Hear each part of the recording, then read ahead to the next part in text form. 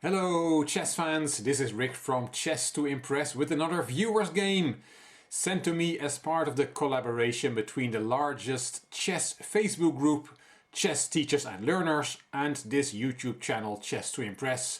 If you want your game to be analyzed and published in video format, please post it on the Chess Teachers and Learners Facebook group with the message, "Please analyze my game." This game was sent in by Bryce, a member of the Chess Teachers and Learners Facebook group and also a student of mine since March 2022. Bryce is a great guy to work with, very reliable, always shows up on time, always has the material prepared for each session, and a real chess lover, interested in every aspect of our beautiful game. He played a 10-minute rapid game on chess.com against a much higher rated opponent. When this game was played, Bryce had a rating of 1397 and his opponent was 1734. That is 350 points almost. You may wonder what the best way is to play against a higher rated opponent. The answer is play your own game. That's the best version of yourself. If that is not good enough, well, then we have to congratulate our opponent. But you should not be trying to play extra aggressively or extra cautiously or try to swap off lots of pieces. That usually just doesn't work. Play your own game, don't think about your opponent's rating. That's not easy to do, I know. But try as hard as you can. That should always be good enough.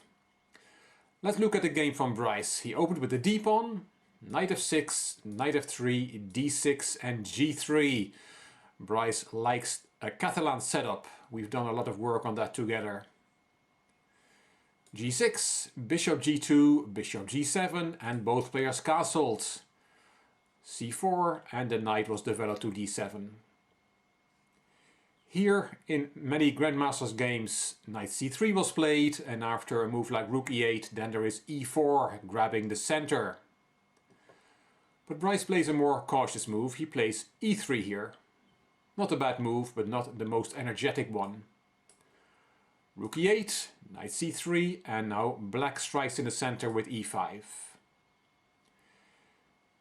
This position has still occurred in many Grandmaster games and the Grandmasters play b3 here with the idea to put that bishop on b2 and keeping the pawn tension between the d4 and the e5 pawns.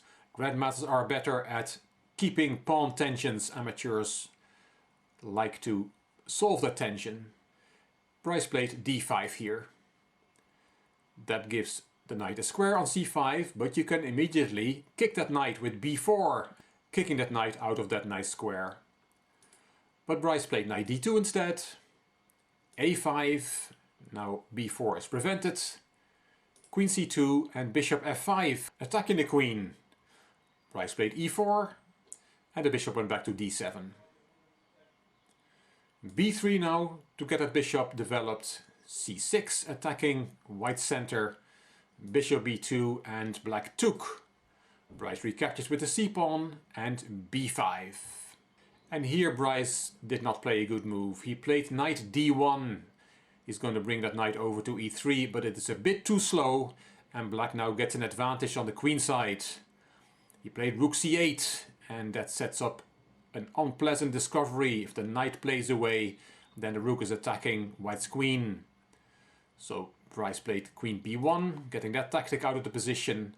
And here a move like bishop h6 is quite strong and black is better. His pieces are more active than white's. Black played queen b6 instead, knight e3 as planned, and now knight h5. Again, bishop h6 would have been better, or rook c7 with the idea to double up the rooks on the c-file. But knight h5 was played, knight f3 and the knight went back to f6. Bryce also took his last move back. We have a move repetition and now black played h6 and that is not doing much to add to black's position. a3 and now a very instructive mistake from black. He played a4 and that's a positional error. Tactically it's fine, but positionally it is a big mistake. because now white takes over. b4, yes of course, kick that beautiful knight from c5. and on b7 it is a lot less happy. Knight f3, bishop g4, we had a piece swap, and the knight was kicked. Back to f6. Queen d3, and now white is better. That knight on b7 is very unhappy. White's pieces come out of their shells. Rook c7, rook a to c1, and we see the rooks being swapped on the next few moves. Like this. Knight d8, desperately looking for a better square, but it's still not so easy to see where that knight will go. Only a handful of moves ago it was on c5. Bishop e3, hitting the queen, queen dropped back, and bishop f1. Nice play from Bryce. That bishop was not doing much on g2. And now we're attacking the b5 pawn with white. And we have to be careful that we don't lose the e4 pawn, but there's always knight d2 to protect that pawn. This is a much better position for white. Bryce has turned things around quite dramatically.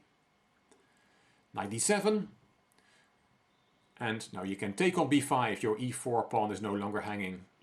And knight f6. That knight doesn't really know where it belongs. It has been played back and forth to f6 a number of times.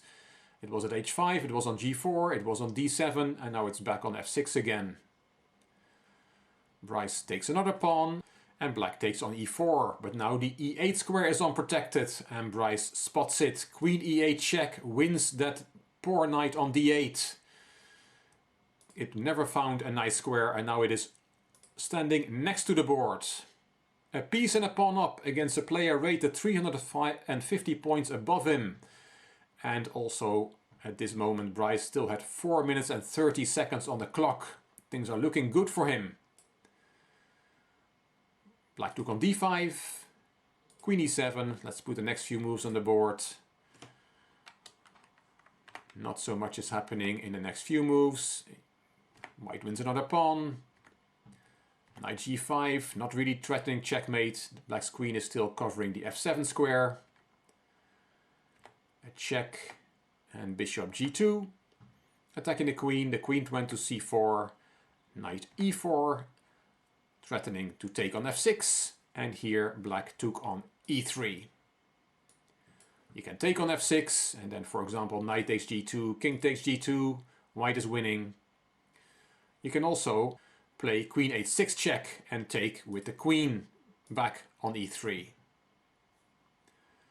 But Bryce decided to take with the f-pawn on e3, and now his pawns are a bit shattered on the king side, and his king has a little bit less protection. But he's still so much material up that he's still winning here.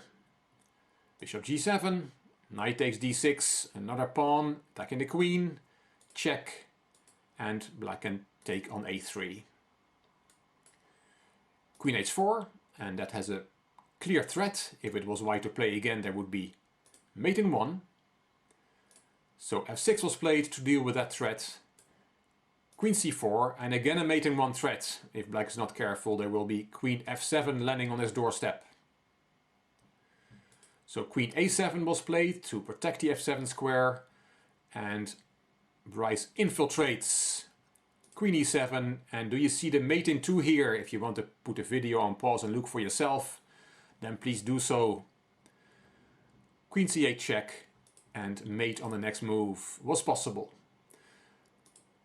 Bryce didn't see this, he swapped the queens, and there's an old chess saying that if you can choose between checkmate or swap the queens, then you better swap the queens to keep that winning position. Because if checkmate is not checkmate, things might go wrong for you. King takes, and knight c4, totally winning. The queens are off the board, no more play against White's king, if there ever was any play against White's king. The only problem is the clock. 54 seconds were left for Bryce to win his position. It was a 10-minute game without an increment. Let's see what happened. The game is over, not much more to explain, but just let's see if Bryce was able to win the game on time. He makes progress with his b-pawn, picks up another pawn in the process, and yet another one. b7, 1 step away from promotion, nicely protected by the bishop on g2. And now Bryce starts to run on the other side of the board. He plays it really well, but his heart must have been pounding because time was ticking down. He takes f4, taking black's last pawn. And promotion. We have a new queen. But we still need to checkmate. Let's play on. A check. And queen a8 attacking the bishop. 26 seconds left for Bryce to win this position. Black defends the bishop. Check. And another check. Queen c6 check and king d8. And it's not so difficult to find the mate in one here, but it is difficult when you only have 12 seconds left on the clock. Queen c8 is checkmate, the knight taking the e7 square away. Bryce didn't have time, he played knight e5 instead, now threatening checkmate on d7, like this. So king e7 was played, queen d7 check, king f6, and now Bryce found the checkmate. Queen f7 on move 70, and white has won this game. 6 seconds left on the clock, and Bryce had got this big scalp. It wasn't a lucky win. Black was a bit better after the opening, but with a5, a4 he made a grave positional mistake, and Bryce played an excellent game from then. He outplayed his higher rated opponent and was then able to finish the game off just in time. Thanks to Bryce for sending me this game, and as I mentioned at the start of the video, if you want your game to be analyzed and showcased in video format, please post it on the Chess Teachers and Learners Facebook group. The link is in the description box of this video. I hope you liked this video. If you did, please give it a thumbs up, please subscribe to the Chess to Impress channel, and please leave a comment. I will read them all and I will reply to them all. If you liked the video, it would be great if you could share it on social media by clicking the share button on YouTube. You can find me on Instagram, on Twitter and on Facebook. This is Rick for Chess to Impress. Thank you for watching.